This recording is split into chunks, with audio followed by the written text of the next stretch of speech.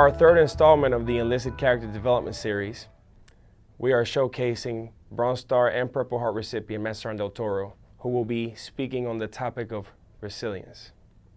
You know, I grew up on the south side of Chicago, and then when I was 12 years old, lost my dad, and then a year later lost my mom, to a drunk driver.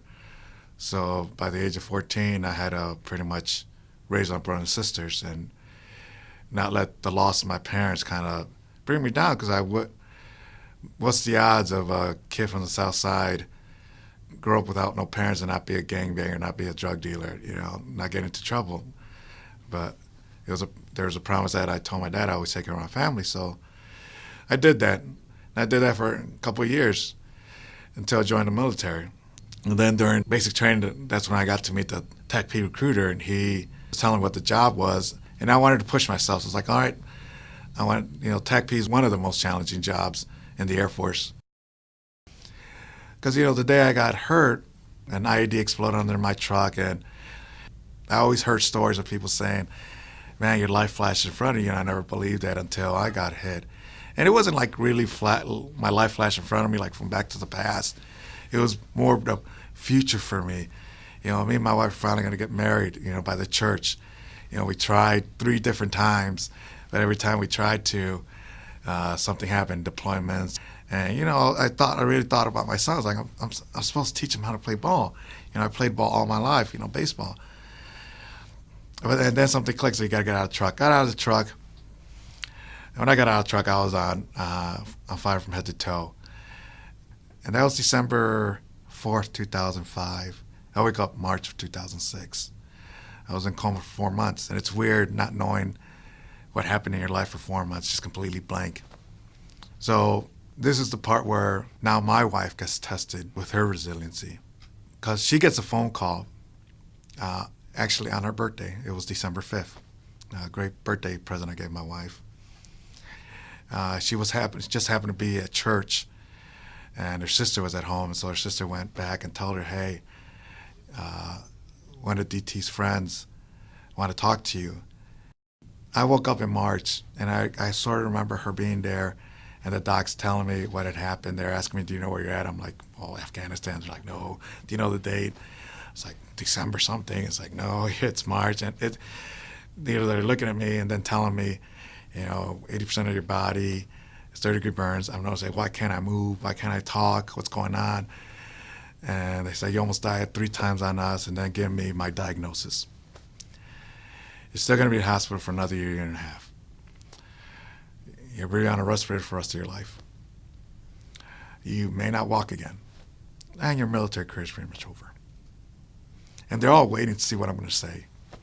And I look at them, I was like, pretty much, you can go to hell. Of course, they read my lips because I had a trach. And from that day, I just kept pushing. I was like, I'm not going to let this beat me.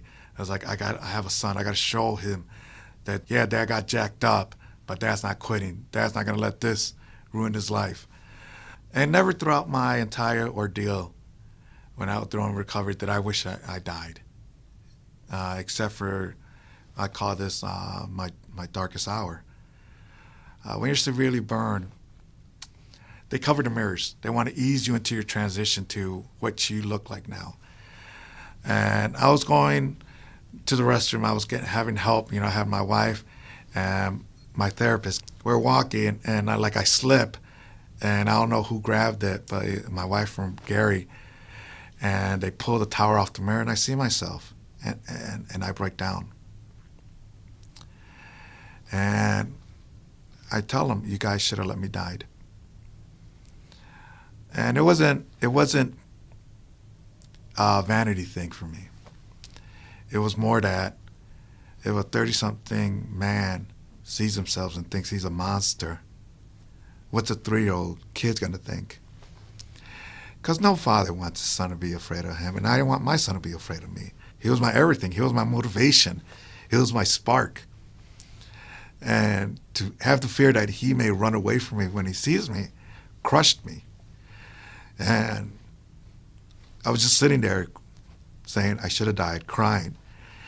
And Gary, like I said, I call him my guardian angel. And he's like, DT, trust me, your son, all he wants is his dad. But the day I saw him, after I got out of the hospital, I walked in, and of course I was all bandaged up. I looked like a freaking mummy. I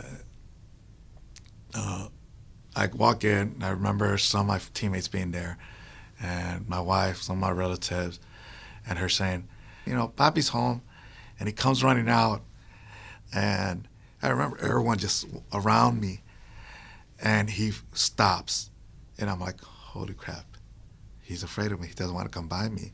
All these bad thoughts of that dark hour of mine was rushing back. He's going to be scared. And he tilts his head like this. I was like, Papi? He was like, yeah, buddy. And he just runs up, gives me a hug. And best hug, the most amazing hug I've ever had in my life, All he wanted was his dad. All he wanted was the dad.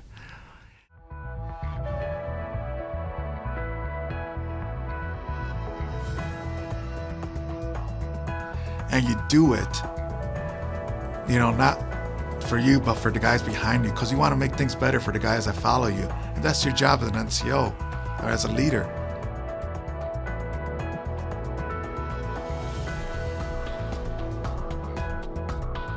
You don't quit. You keep pushing no matter what obstacle is in front of you. You don't let it beat you.